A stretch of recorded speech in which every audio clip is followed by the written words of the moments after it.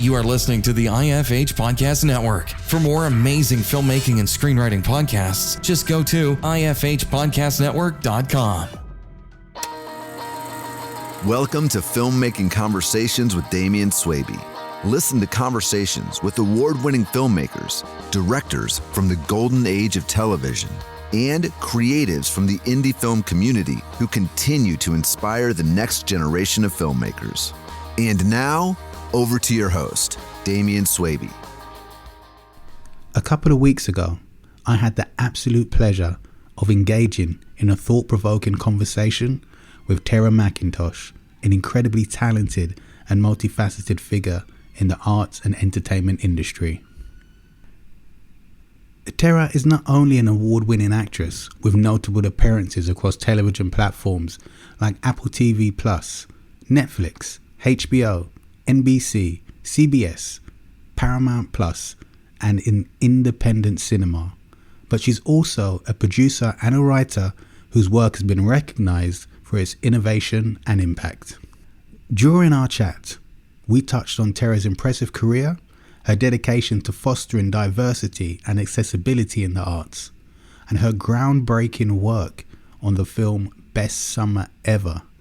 This film is a standout for its inclusive approach, featuring a fully integrated cast and crew of people with and without disabilities, earning it critical acclaim, including a New York Times Critics' Pick and multiple awards at SXSW.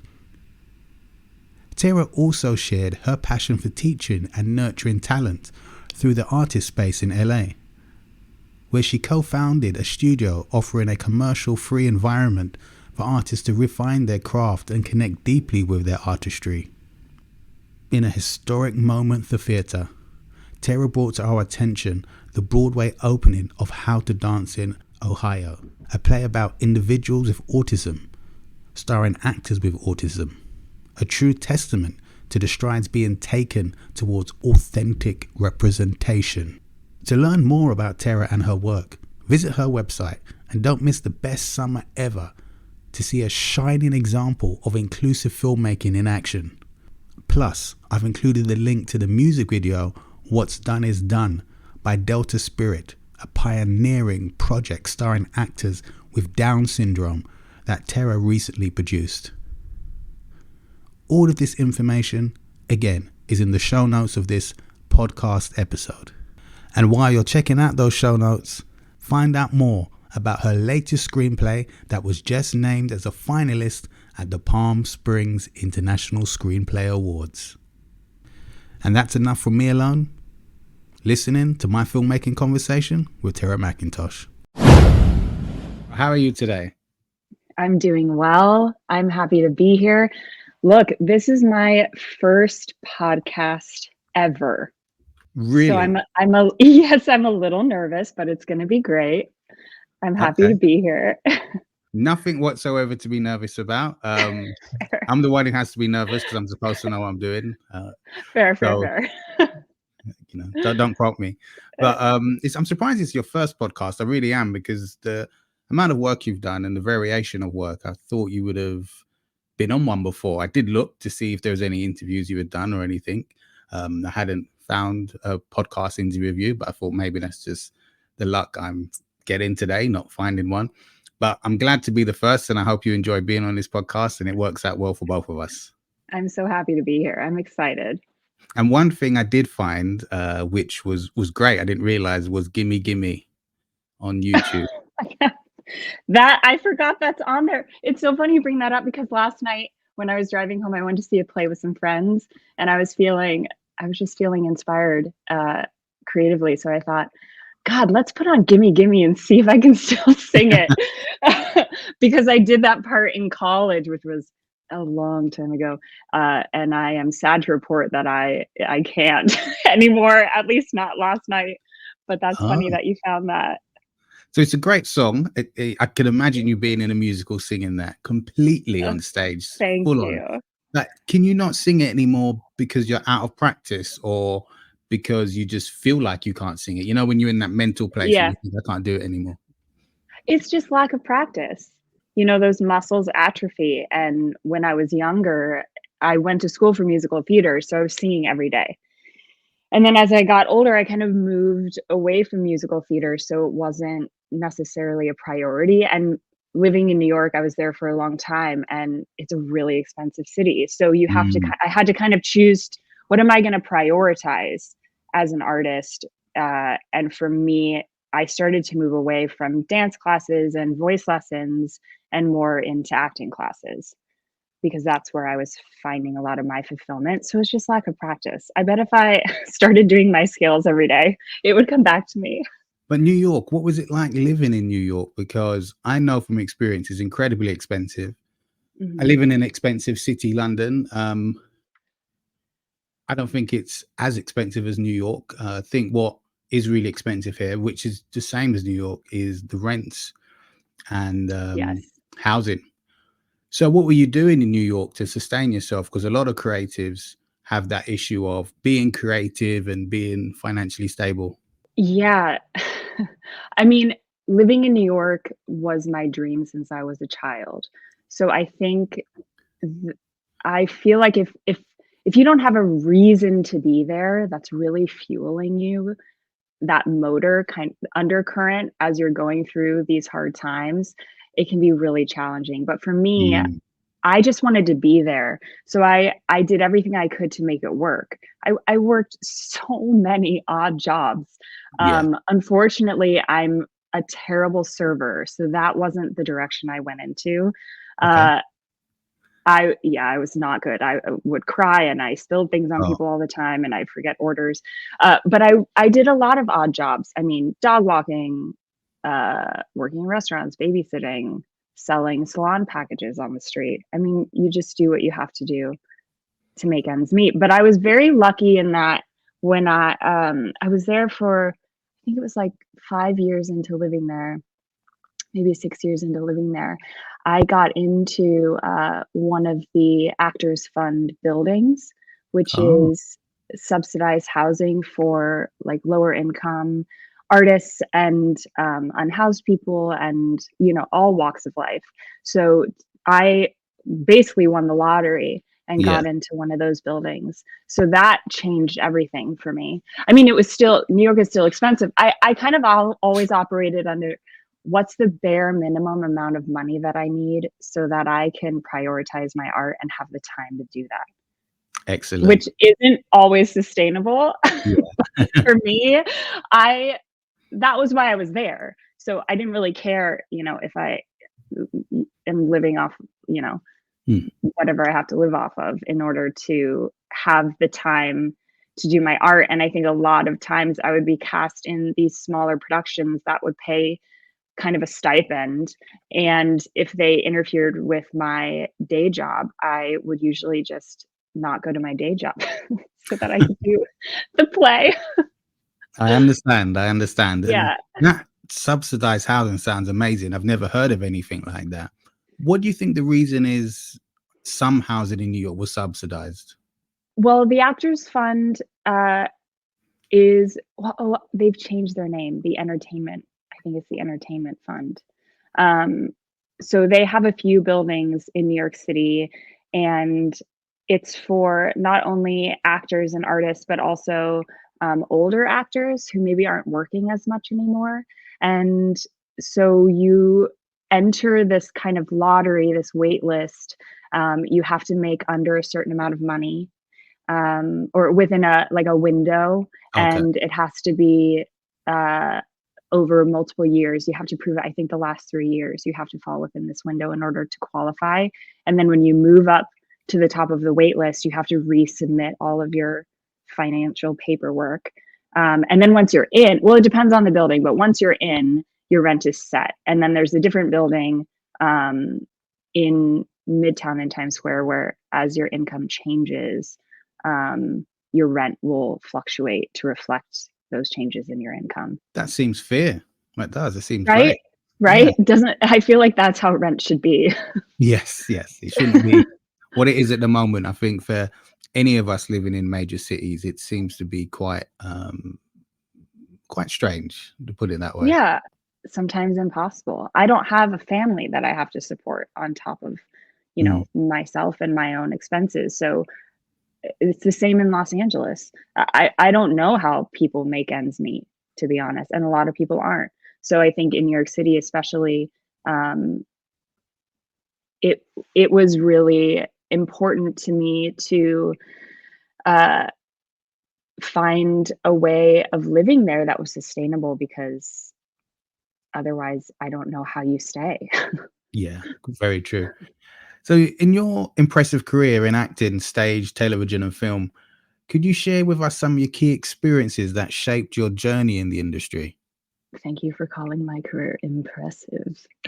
It is. um, yeah, so the first moment was, I started being a reader for a casting office called Telsey Casting, and I think I was 25. And so for those of you who don't know what a reader does, when actors come in to audition for a project, I would read opposite them, the sides or scenes, whatever they're reading.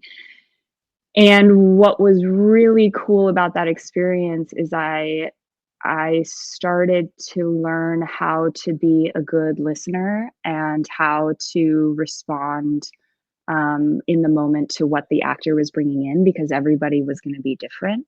Yeah. And and then I was a reader. I've been a reader ever since, really. So for a decade. Wow. And yeah, and I think for me that being in a room with other people telling a story, being there as a support system for other actors, watching actors come in with such bravery and courage, even if they're not right for the part, even if they can't sing the song that they need to sing, to show up and do the work and then leave knowing, then going back to their day job or wherever they're going. I really just fell in love with actors through this experience and have such tremendous respect for other actors. And so that, I think, has been such a turning point for me, and it's opened up a lot of doors, because I'll get in as a reader or will be asked to do table reads, which then leads to opportunities, leads to me getting hired.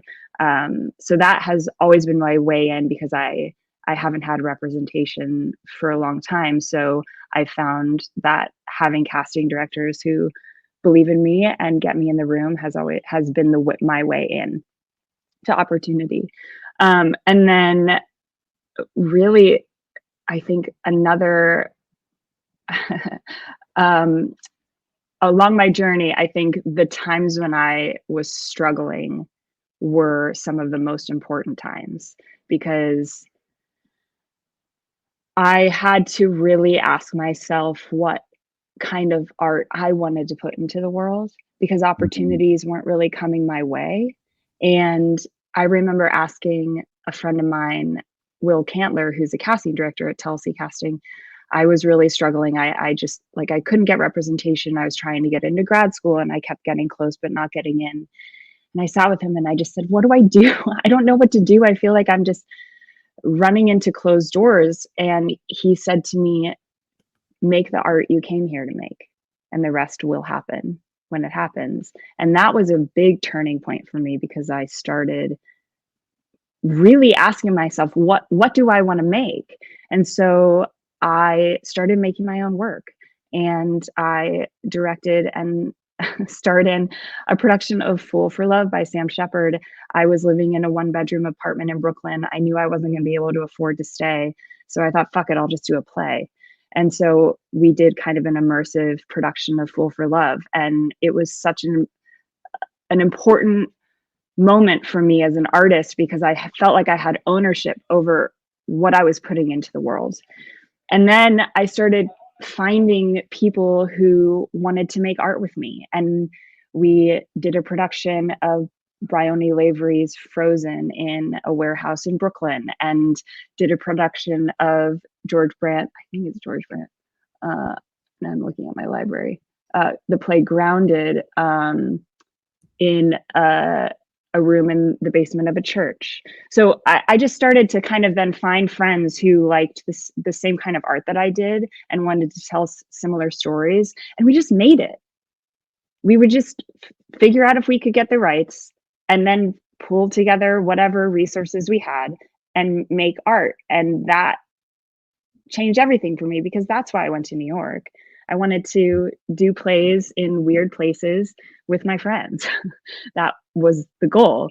So that was I still think about what Will told me, especially, when things have been challenging and through the pandemic and there was no work and then the strike, coming back to myself and going, okay, the jobs aren't coming. What do I want to say as an artist? What do I want to put out into the world? And then I was really only focused on theater until this woman, Maggie Farley, is a writer and director, and we did a short film together. And then she reached out to me and had written a feature film with me in mind for the lead. And I'd never done anything like that before. I had done a couple short films, but I really had no idea how movies were made. And it wasn't something I was really interested in, to be honest, because a lot of the roles I was being offered as an actress in film and TV were beautiful woman or woman number two or hot girlfriend. And I thought, fuck this. This is not what I'm interested in. I'm going to go back to theater where I can actually play fully realized women. And so when Maggie offered me this part and we got to film it, it was over, I think, 2 or 3 weeks. And I just loved it.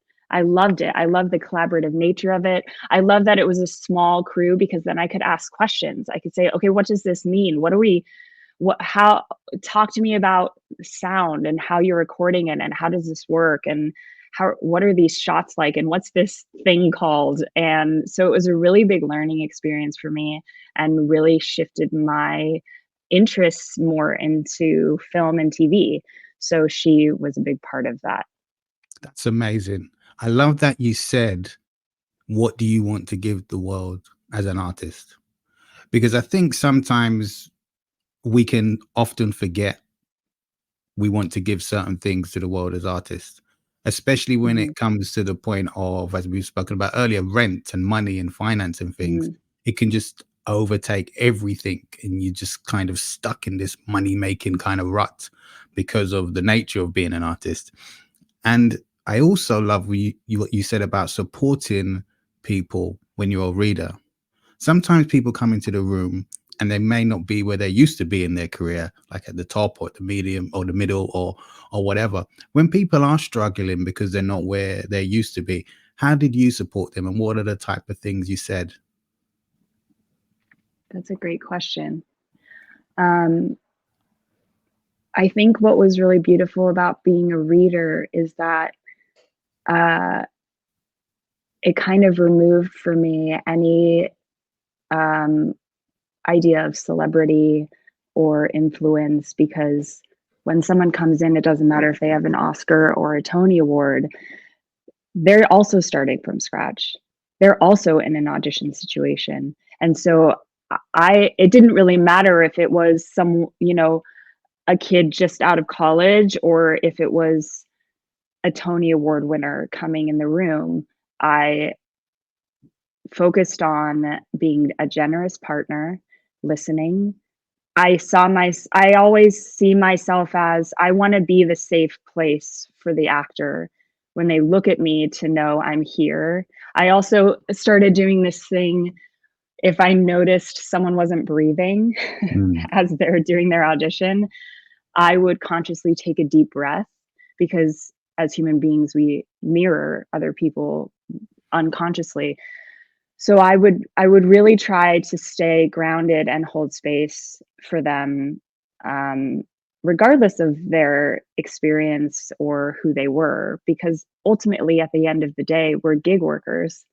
It doesn't really matter what came before. And so, yeah, it really came down to really support and generosity and listening. Excellent. And you mentioned before when you were on set with a small crew, type of sets I usually work on, like with a small crew. you were able to ask questions and you were able to, learn in a way you might not be able to on a different type of set, like your feature film Best Summer Ever, which is a groundbreaking piece made with a fully integrated cast and crew of people with and without disabilities. Can you share the inspiration behind the project and its impact it made on the perception of disabilities in the film industry? Yes. So Best Summer Ever was made by a group called Zeno Mountain Farm, and it's a camp for adults with disabilities in Vermont. And I went there for a summer. Their summer camp is structured where no one pays to be there, no one's paid to be there. There aren't counselors and campers. There are people who are in charge of other people's safety, but we're all there to contribute. We all have things that we can offer the community for the 4 weeks that we're there. And in the final 2 weeks of camp, we write and produce and create an original musical and share it with the community. Yeah. And so they also had film camps in LA where it would be the same idea. Everyone would come out here, write an original short film, produce it, film it, and share it with the community. And it was really designed as a way for people to learn and to have opportunity to be on a set, to be a part of creating a play, a musical, to have the opportunity to perform, to figure out how to learn their lines, what's the best way, understanding lenses and camera shots, and also just having a good fucking time. So there was a documentary made about the making of one of those short films called Becoming Bulletproof. And that documentary gained some traction and attention. And so we thought, all right, let's kind of ride this wave and let's make a feature film.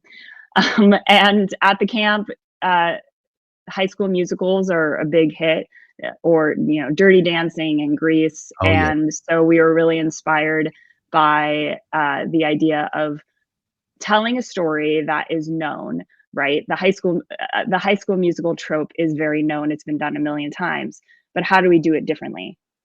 So we created Best Summer Ever, and it was written with really a company of actors in mind. So we knew who was going to be in the movie, and we could write roles for people to really highlight their strengths. So that it was a very collaborative process. And then we all moved into cabins in Vermont for 6 weeks and filmed this incredibly ambitious project. Let me tell you what, filming a musical is really hard. And we didn't really know what we were getting ourselves into, but I still can't believe that we finished it. I'm just really, really proud of what we made. So it really came out of wanting to make a movie with our friends. And then of course there's the other part of it, which is allowing our friends with disabilities to have representation, to give them opportunities to be both in front of and behind the camera. So that's amazing. You was actually able to have people in mind to write for and to produce for and everything like that. I can see, and we can all see in who's in front of the camera who may have a certain disability or different abilities than some of the other people in front of the camera, but who had key positions behind the camera who had certain disabilities? Yeah, so one of our producers, Andrew Pilkington, and he was also an editor, and he was really instrumental in making the film. And we also had a lot of people from the community who were learning how to work with the sound tech, holding the boom mic, or understanding what is the clapperboard. Yeah, exactly.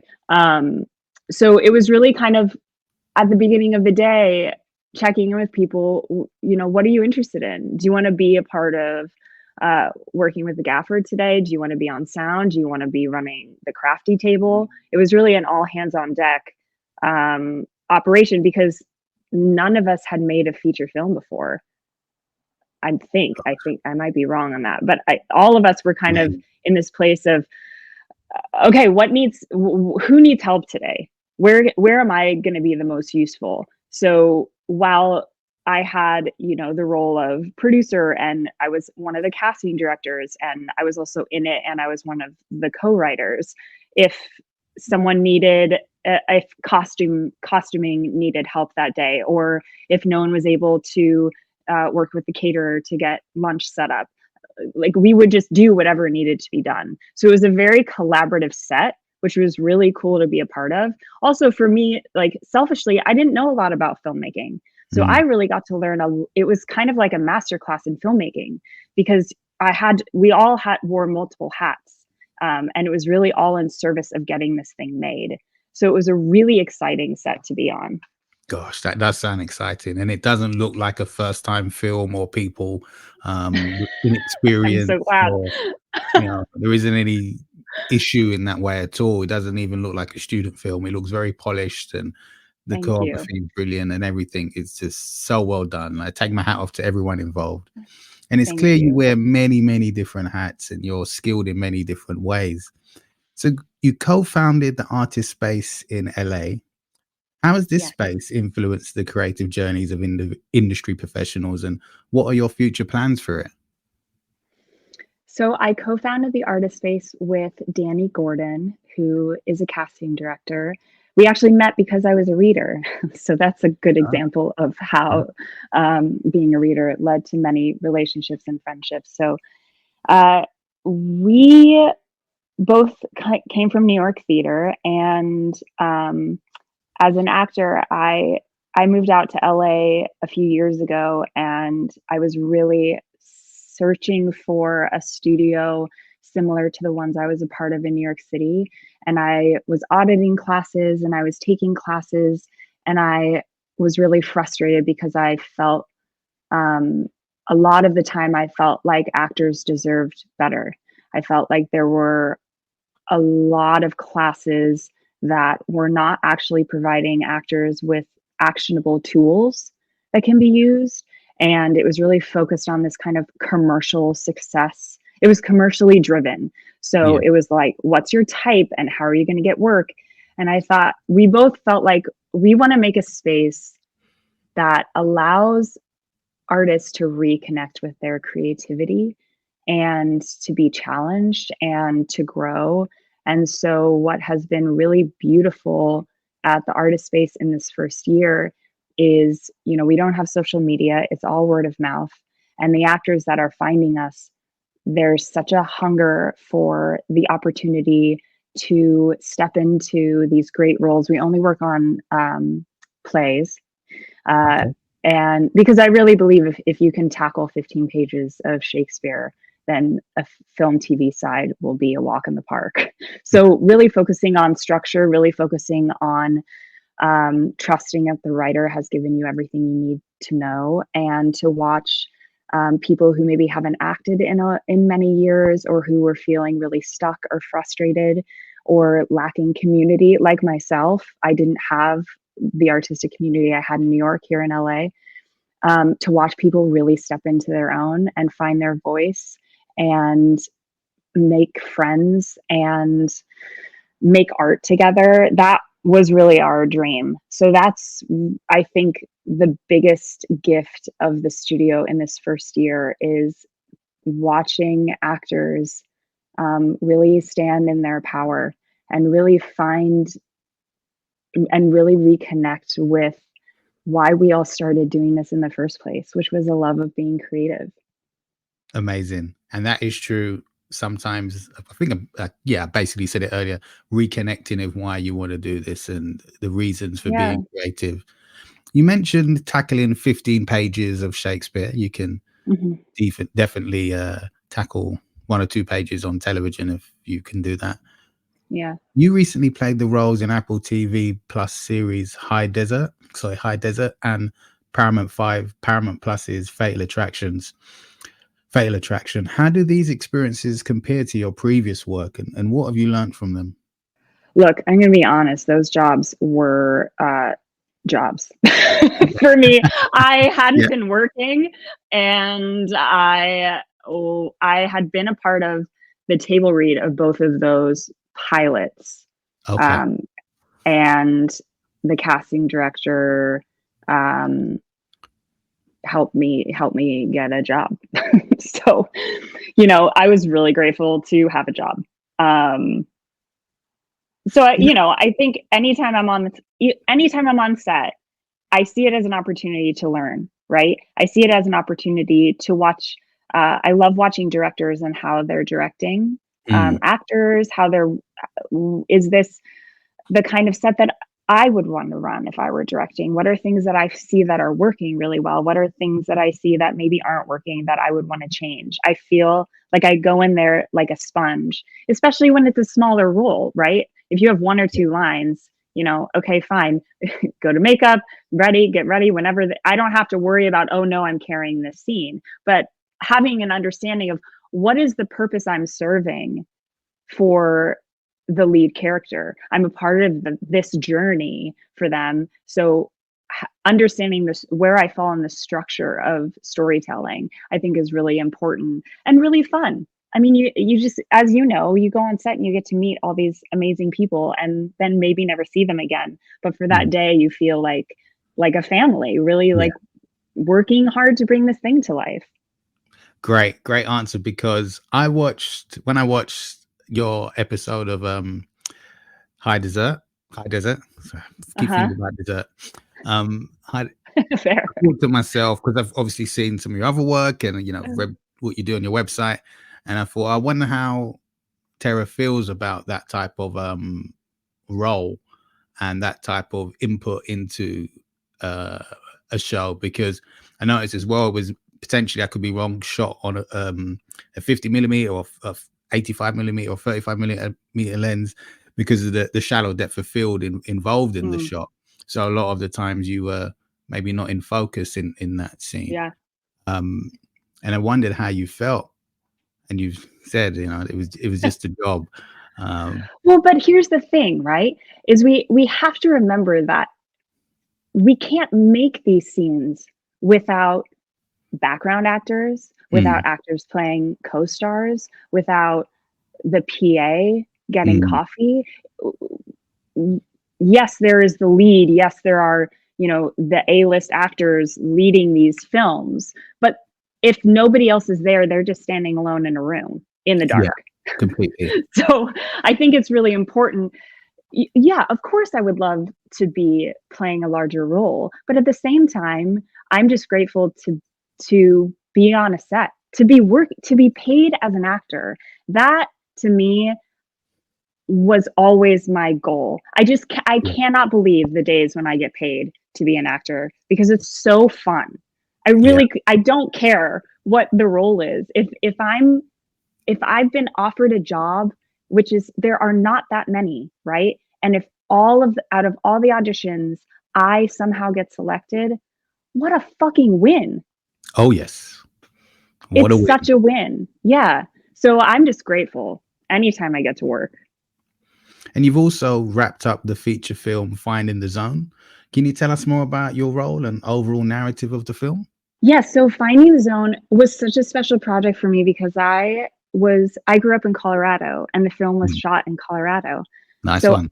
To go back to my home state to work was so cool. The movie is about a young man who has lost his father and is really struggling to find himself, and has a love of baseball, mostly because his father taught him how to play. But when his grandfather comes to live with him, the grandpa really helps him reconnect with the love of the game. And so I play his mom. I tend to be cast as young single moms of teenage boys. It's happened multiple times. I'll take it. It's very humbling to look at a 17-year-old and go, Jesus Christ, you could actually be my son. This is wild. And so, yeah, we were in Colorado for a week, and then multiple people got COVID. Like key players got COVID, and we had to shut down. Yeah. And everyone returned to their homes. And then a few months later, luckily we were able to restart again and go back to Colorado. But it was a dream. And look, I'll be honest, that's the last time I worked. And that was not this summer, but the summer before. So anytime there's something that I love about being on location, because I feel like I can really just immerse myself in the experience. I love living out of a hotel room and walking around an area that I don't know. I got to have a similar experience with a film, I Am Like You by Hayat Kocharian, that we filmed over the course of a year in Montana, in and around Bozeman. And to just kind of drop into this world and walk around and get to know the community and watch everyone come together to make this film possible. It's so cool. It's so different from theater, where you go to, a black box theater or whatever it is that you can afford or that you're hired to do, and it's all contained in that room. With filmmaking, what I love is when you get to really be in the world of these characters. Understandable. Really understandable. I know what you mean about going to like a different location and looking around at the community and getting involved and seeing the differences. So what exactly is the filmmaking scene like in Colorado? I can't really speak to it because I left Colorado when I was 17, but what was really cool was talking to everyone on the crew were local hires. So getting to hear about their experience, about the kinds of jobs that are coming through Colorado, and just incredibly hard workers. And we were filming outside Longmont, and a lot of the crew lived in Denver. So that was over an hour both ways. So when we wrapped up a really long day, I got to go home to the hotel 15 minutes from set, and they drove, an hour and a half to go home, and then would turn around and get there to set before me. So it felt, I just always have such respect for crew. And I really remind myself, like, they've been there long before I even woke up, and will be there long before I wrap. And they're working incredibly hard. And in Colorado, there was weather issues, there was lightning, and they were just such an amazing crew and really cool people. And I think it was cool to say, I grew up in Littleton, and they're going, no way. So we could kind of connect about that. And, oh, where'd you go to high school? Oh, no way. Me too. Understandable. But you've been behind the camera, as we've said before, as a producer, and you ventured into screenwriting. So how did these different roles complement each other and influence your perspective on storytelling? So I always come at things as an actor. I'm always thinking about character. And so when I'm writing, what's been really cool is, because I'm a teacher and a lot of what I teach is rooted in structure and storytelling, it has helped me as a writer be reminded of who are these people, what do they want, and why does it have to be now? And so I always come back to that when I'm writing. What is different about today? It's not yesterday, it's not tomorrow, it's right now. And especially in Shakespeare, right? Characters know they have 2 hours, 3 hours to live. So it has to be immediate. And so I'm always coming back to, okay, what can I cut? What is just unnecessary here? I think reading incredible playwrights and reading a lot of screenplays and just really learning, how do you do this? I think it's fun for me because this is new. Writing is new for me. And so I don't have ego attached to it. I'm very comfortable going, I have no fucking clue what I'm doing. How do you write a screenplay? What is the structure? What's the format? Learning that has been really fun. I listen to a lot of podcasts. I ask a lot of writer friends questions. And I've just been so grateful that people have been open to helping me. Because you can't know what you don't know. Oh gosh, yeah. And that's really good, because a lot of people may have an ego or may not want to necessarily learn structure in a way they should or could. So I'm glad you're doing that and listening to Filmmaking Conversations podcast and learning all about screenwriting. Like yours. I listened to some of the episodes of your podcast, and I always learn so much. I mean, I'm never going to walk through the world going, I know everything. Even as a teacher, we always have something to learn. I think that's why I love acting so much and I love this industry so much, is you're never going to be the master of it, because Yeah. every time you get a new script, it's new. You're starting Right. from scratch. You're going to have things to learn. And how do you surround yourself with, I always want to surround myself with people who know more than me, Yeah. especially on a set. We can't know everything. That's why we have a crew. That's why we have other actors there. Completely. And you've received numerous accolades for your performances, but Oh, thank you. what does this recognition mean to you, and how does it motivate you for future projects? I mean, look, who doesn't want to be told that they did a good job? Very That's true. always nice. Yeah. But you got to take it with a grain of salt, because it's all subjective. I've had people say great things about my work, and I've had people just totally trash my work. Whoa. And Can you give us yeah, an but example of? Sure. So I have a feature film that I wrote, that I'm starting to send out and working very hard to get made.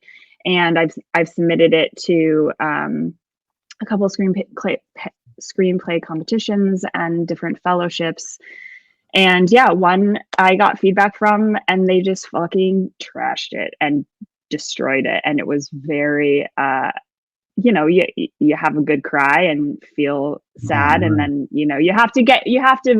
it comes back to really believing in the story that you're telling, right? And then I submitted it to a different competition, and then I got feedback, and it was just over the moon praise. So Oh, it's art is subjective.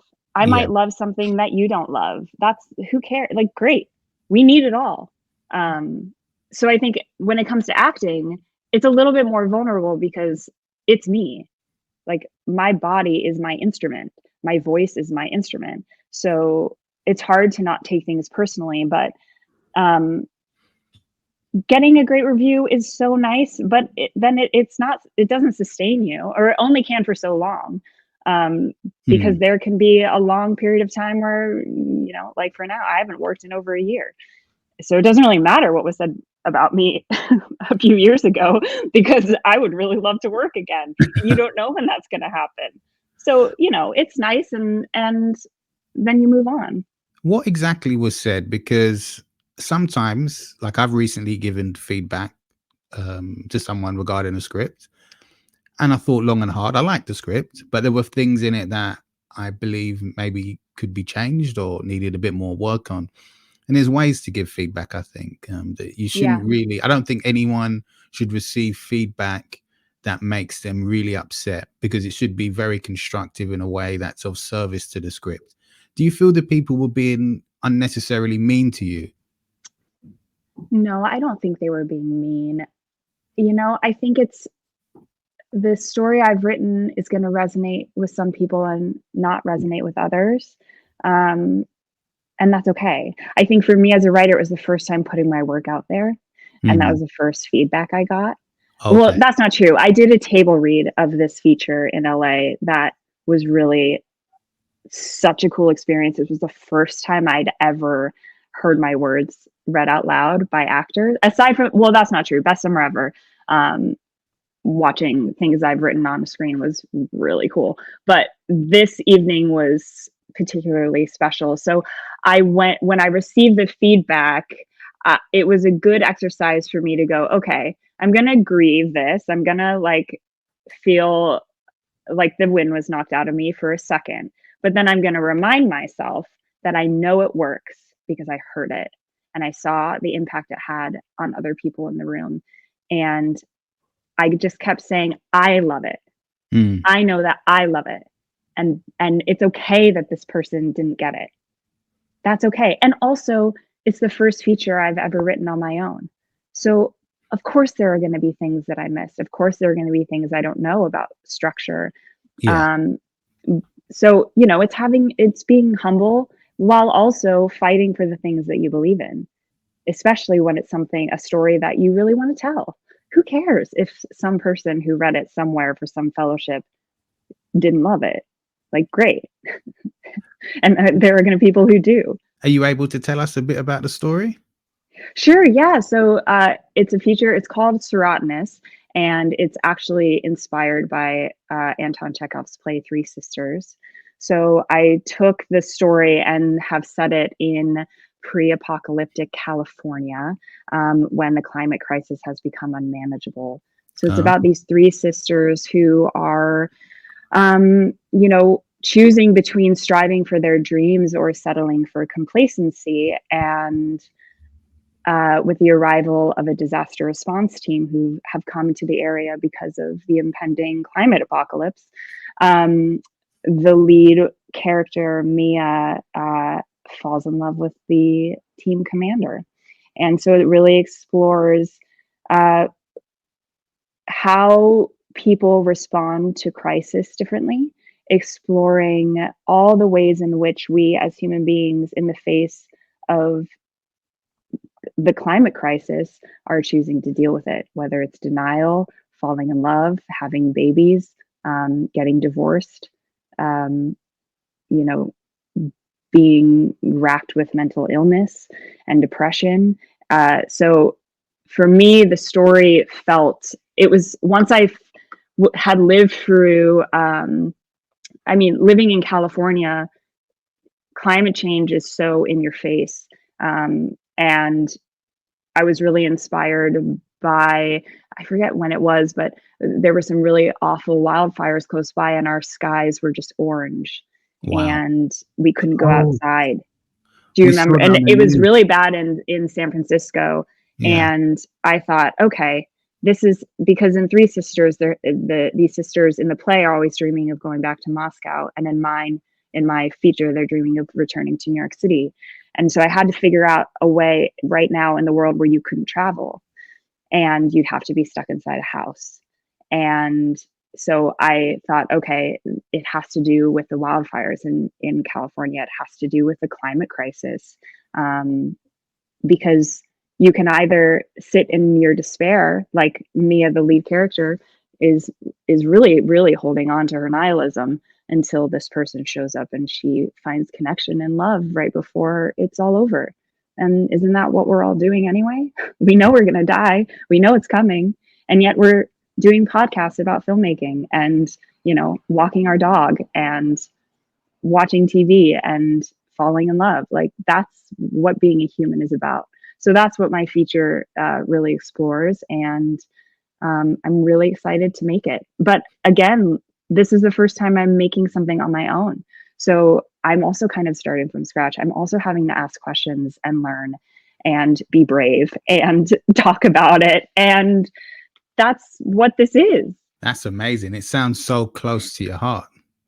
It really Yeah, I does. really care about it. Yeah. Yeah. And I think, with COVID, I really loved to aggrandize myself when it came to the apocalypse because I thought I would, be a leader and fight the zombies and do whatever it was we had to do, right? Be a warrior. And then when COVID hit, I found myself really, really struggling with depression Oh, I'm sorry and to hear that. not, well, thank you. I think a lot of people were. And so I wasn't, on the front lines. And really, there weren't really there were front lines like the hospitals, but I'm not a doctor. But it was really kind of having to wrestle with, okay, if there's nothing to fight against, what do we do? Who are we in this moment? And so the lead character, I really kind of saw that in her, and Chekhov had kind of already put that in the play in a lot of ways.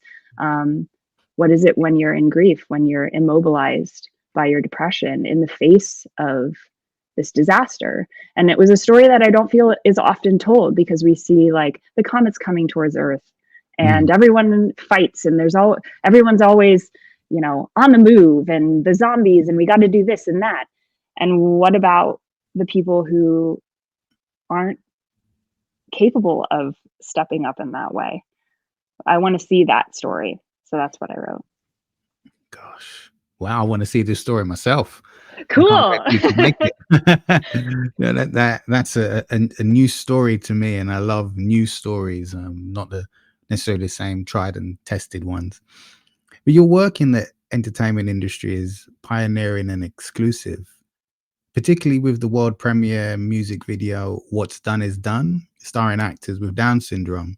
Can you elaborate on the importance of representation and inclusivity in media? For me, so working on that project, it was the same director as Best Summer Ever.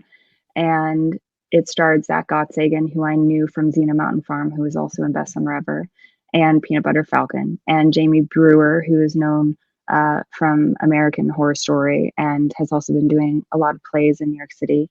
Both incredibly talented actors. And what was really exciting about that project, I mean, Mike Randa, who's the director, called me and said, I'm doing this thing. I need a producer. Will you come? And I said, yes. I mean, I'll do whatever he's working on, I'm there. And to get to work with Zach and Jamie. But what was really amazing to me and important to me about this story is I think so often people with disabilities in the media are infantilized and used as storytelling props in order for, the able-bodied lead to learn something about themselves, symbols of inspiration. And with this music video, it was about two people who were in a long-term partnership, who were struggling. And I think to see, not only to have it represented on screen that people with Down syndrome fall in love and get married and stay together and have troubles, right? And grow old together. And it was a story that hadn't been told. So for me, when it comes, I think it's important to say for your listeners, I am an able-bodied woman. So having a disability is not my lived experience. But when it comes to representation, having stories written by people with disabilities, there's nothing about us without us is a saying in the disabled community, and I think a lot of marginalized communities. So how do we work together to make sure that actors with disabilities are not only represented on screen, but are written as fully realized people? And I think moving towards equity, right? Why not have an actor with a disability in the leading role? Because they're the best actor for the part, right? Because 16% of the world's population identifies as having a disability. So that's 1.3 billion people who are not seeing themselves reflected on camera, aren't seeing themselves reflected in art. That's a problem. Huge. And we have to do better. And it's really important, to me at least, when I'm working, I always think about, how can I tell this story differently? How can I work with my friends who have disabilities to help tell their stories? Asking questions. We're all gonna make mistakes, right? But it's about leaning in, asking questions, being not a performative ally, being an ally, which means hiring writers with disabilities, which means hiring actors with disabilities.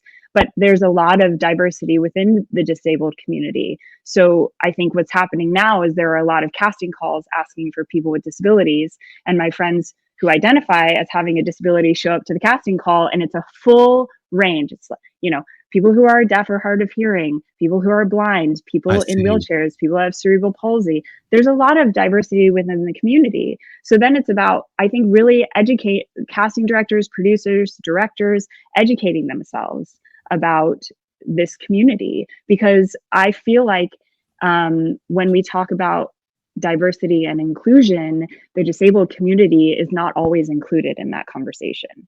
I think there's a lot of fear, there's a lot of stigma,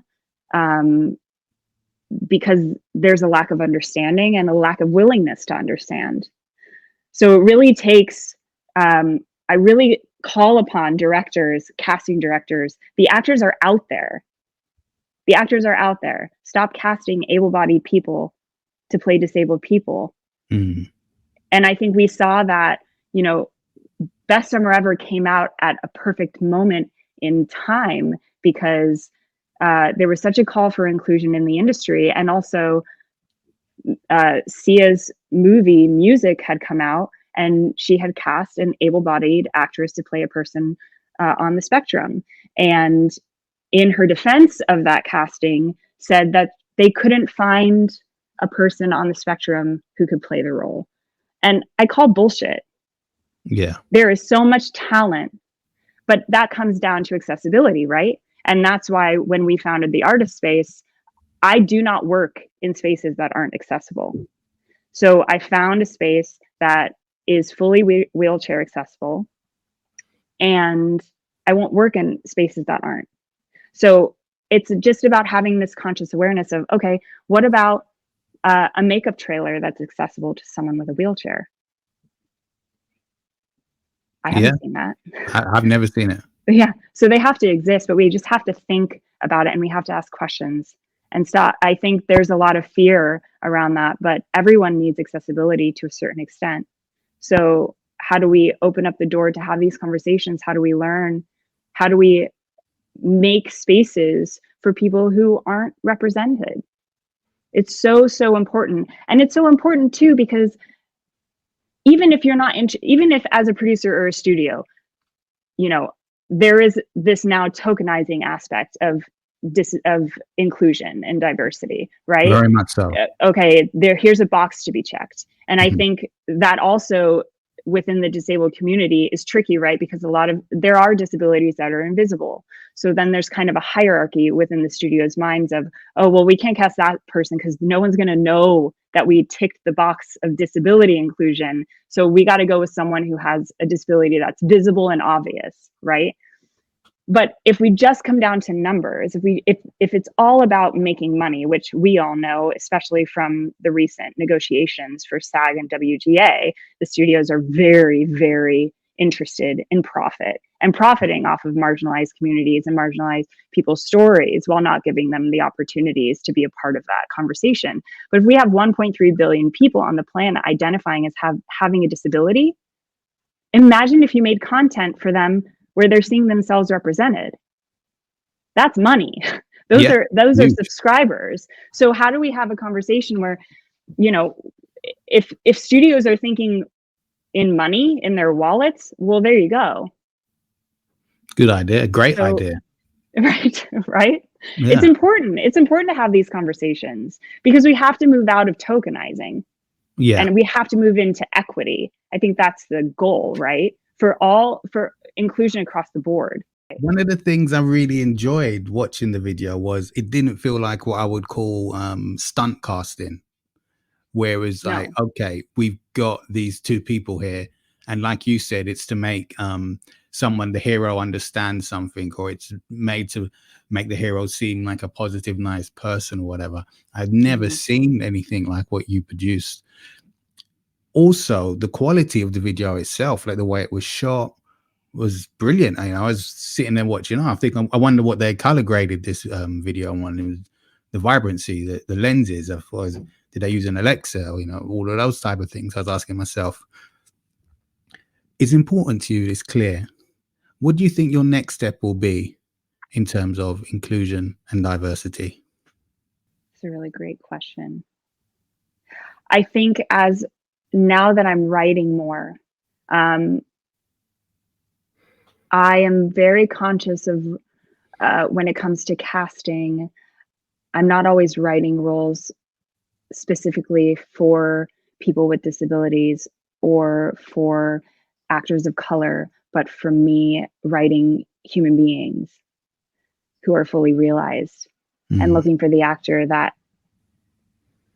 is the best for that part. I'm also working with an actress, Roxy Skibergen, and she is an actress who, uses a wheelchair, and we're writing a series about a woman in a chair who kind of moves through life trying to defy people's expectations of what she's capable of. And she is presented with an opportunity to work as an escort in New York City, which she takes because it's a perfect way to prove to the world that she can do anything, but exploring what that costs her. So that's really exciting to me. really expanding the ways that I think about story, really advocating. If I have friends who are writing projects, if I have friends who are casting, making sure that they're thinking about and advocating for representation, making sure they have access to casting directors, to agents who have a diverse clientele, right? How do I think it's not only in the work that I'm making, but also challenging the people in my community to think differently about disability representation, both on film and in the theater as well. Excellent. And I think it starts in the classroom. It really does. It starts with opportunity. Yes. Opportunity. And at the artist space, something that it was really important to Danny and myself is that the cost is accessible. I think so many classes are just outrageously expensive. And it's frankly insulting. I don't know any actors who can afford that monthly to have any kind of growth as an artist. So it's really important to us that we keep our prices accessible to everyone, that we're working in an accessible space, that we're talking to be asking people what are their pronouns, what do they want to work on, what is material that they want to stay away from because of their own trauma or their own triggers.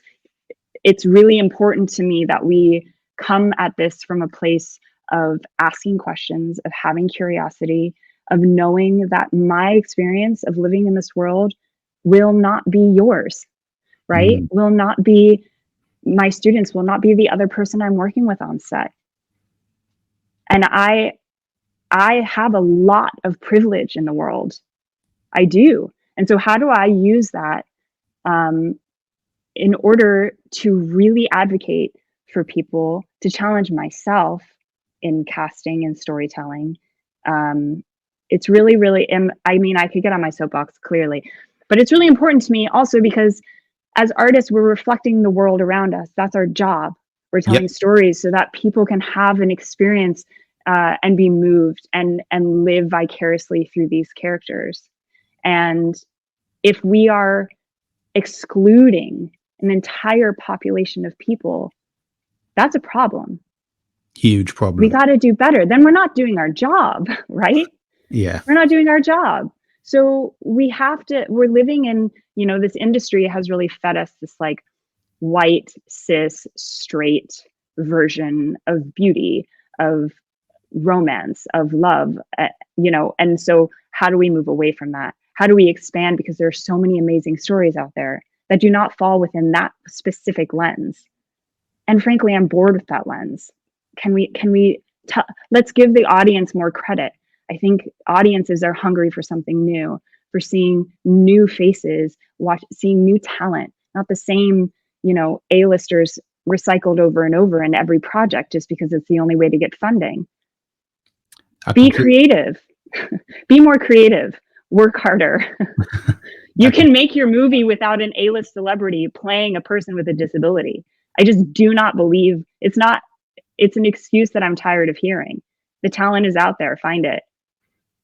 And your classes are at a great price. They're competitive but yet accessible to everyone. And I think that is so important because from a UK perspective, when I look at classes, not that I'm going to be attending any again soon or anything like that, but I do like to have a look. And when I look at online classes here and everything, sometimes I think they are classes for people that might want to take a look. So you can afford 1 or 2 lessons or maybe 3 or 4, but it really doesn't feel sustainable, especially when the first couple of classes might not spark your interest because they may be about breathing exercises, movement class or something, which a lot of people, when they get into acting, they think, well, what is this? And that's how they would drop out. So it's good that you are able to put those prices that way, because obviously acting is important to you, and training is important to you. When I watched your short film, Invited, I thought to myself, wow, now this is an actress. This is a great, great performance, because it could go 1 or 2 ways when I've watched short films like that, where it might be a bit too theatrical, or you you see someone acting rather than living in that moment. And I really felt that you were in that moment. Can you tell us a bit more about that short film and how you got involved in it? That is so cool that you've seen it. I can't wait to tell the director, because she just put it on Vimeo. Mm. So that's really cool. So my friend Chris Smith, who is the actor in the short, he and I know each other from acting class in New York City. And when I did Fool for Love in my apartment in Brooklyn, he was in that production. So Oh, we both happened to move to LA around the same time, which also we didn't know until I was invited to see a production of Lungs. And I saw his name on the program and I texted him and said, wait, are you in this production of Lungs in Los Angeles that I'm coming to tomorrow night? So he knew the director and suggested me for the part. And it was really important. It was a really beautiful and important moment for me as a woman and for the director, because that is a story that happened to her. So, and I think, yeah. And I think for a lot of women, and I'm a survivor as well, starting to learn how to tell our stories, and being courageous enough to talk about these things that so many women live through, I felt very honored to be a part of telling her story. And working with Chris, who I've known for so long, it was a very safe set. I felt very, very supported by him, which is important. If you're going to tell a story like that, if there, there has to be trust. There has to be a conversation about how we're telling this story safely. His performance was great as well. I mean, I was He's great. The screen saying, get out, just punch him, get him out of there. What is he playing at? So that's good to know you had that safety on set and trust within each other. And the director obviously nailed it, done a great job. How big were the crew on set? Very small. I think it was her, producer, sound, DP, the actors. Yeah. It was very small, which is kind of my favorite way of working. Yeah, I loved it. And I think, when it comes to telling these stories that are really challenging and sometimes triggering, that's something that I talk a lot about in my classes, is how do we work in a way that's safe and sustainable? And how do we come out of a scene and regulate our systems? Because our brain might know, oh, okay, I'm not being chased through the woods by an army and tackled to the ground, and I'm not in 2077 when robots are coming at me, right? But my body doesn't know that all the time because we're reacting honestly. So really learning, how do I regulate? How do I take care of myself so that I'm not traumatizing myself? Because we see it in actors all the time, right? Yeah. So many people die. And a lot of acting training I've found is rooted in teachers forcing students to relive traumatic episodes from their lives when these teachers are not trauma specialists. It's irresponsible and it's deadly. And I'm so tired of having actors. I'm so tired of hearing these stories of teachers abusing their power. And to be frank, I think it's a lazy way of teaching, because if we're going to if my job as a teacher, I want to set actors up for a long and sustainable career. I'm not interested in breaking someone down to build them back up. That's psychological manipulation and abuse. Yeah. I want to teach them, here's the side. How do you understand the structure? How do you understand the story? Everything you need is here. If there's a difficult moment in the story, let's use our imagination to imagine what it's like for the character. I don't need to know what happened to you when you were 12. And it's frankly none of my business. Yeah. That's something to talk to a professional about. We don't need that. You actually don't need that, right? Because we're already sensitive, emotional people. If I'm breathing and I'm delivering these words and I need something from you, Damien, in this scene, the emotions will come because of that. I don't need to be thinking about, my dead cat in order to self-generate anything. And so that it's something I'm really passionate about. I think is so important in this industry. It's why I'm really grateful to be in Hollywood at this time, because we have to change the way that we're teaching actors to work. We have to change the way that actors think about themselves and advocate for themselves. And it's really, really important to me, because I've been on the other side of it. I've been in spaces emotionally in classes that were really unsafe. But I thought that's the way you work. That's the way that you do a good job. That's what's being celebrated. But I was not okay. So how do I, as a teacher, make sure that these actors are going out into the world with tools to take care of themselves so they can work until they're 80, right? Mm. And we actually had a trauma specialist come and speak at the studio about this very thing. And she talked about what was happening physiologically in our bodies as we're doing these really challenging scenes. And how do we come out of it safely? How do we regulate? How do we ground out? What are some tools? And it was a really cool evening. And a lot of what she talked about, I use in classes if we're working on challenging material, because we can't pretend like that's not happening. And I think, for actors, like we're going to use whatever we can to regulate, whether it's alcohol or drugs or sex or food or whatever it may be. And not that there's anything wrong with that, but how do we teach people to come out of a scene safely? How do we teach actors to work in a way that is not rooted in their own trauma or their own, how do we stop celebrating using someone's trauma to tell stories, their emotional instability, as if that's the only way to do good work, because it's not. Excellent. And I completely agree. I don't think the way some people approach things is sustainable, healthy, or even No. really natural in terms of being a creative person. I really don't. I agree with you. But thank you so much for coming on. I really, really appreciate it. I can't believe this is Thank your you for first having me. podcast appearance. You seem like you've done more than one, that's for sure. Oh, I good. really Well, look, appreciate I it. have many soapboxes and I can stand on them all day. So I appreciate you listening. And this has been really fun. And I just love talking about this.